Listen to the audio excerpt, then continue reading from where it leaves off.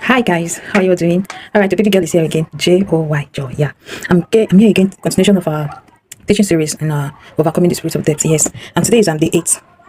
Day 8 in overcoming in the series of overcoming the spirit of death, please. And today we have just 2 points to look up to, which is point 7 and point 8. Now the point 7 here says you must check what you're spending on. Yes, check what you're spending on. For you to overcome debt, you must check what you're spending your money on. Yes, I mean where your money is going into.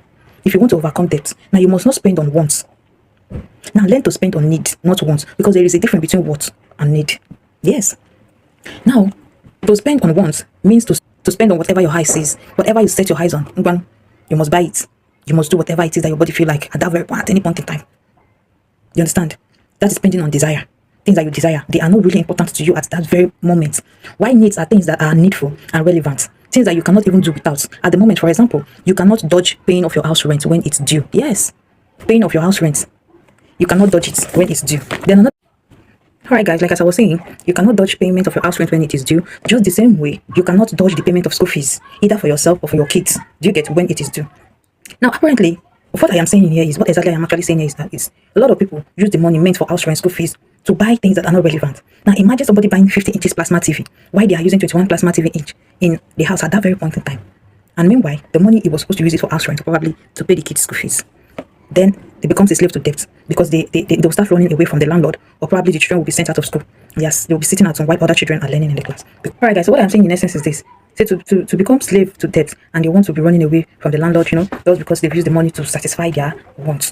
Do you get? Now it's a very important point that you should look into, and you must work on it on your daily life so that you know what you need. And as a matter of fact, this will not be reaching where you could spend on wants. It's basically things that you needed. Those are the things you prioritize. Yes. You mind the kind of things you spend on this time around, except you want to remain a slave to debt.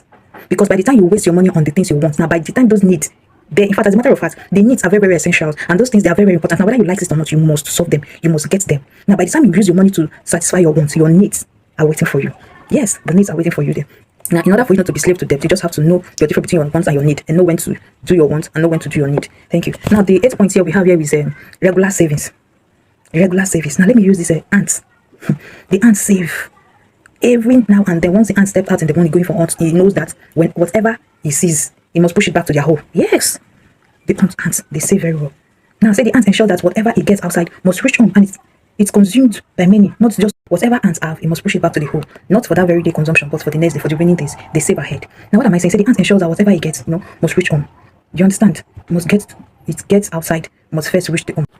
Now, you should set a specific amount of money that you can be using for savings. Now, that is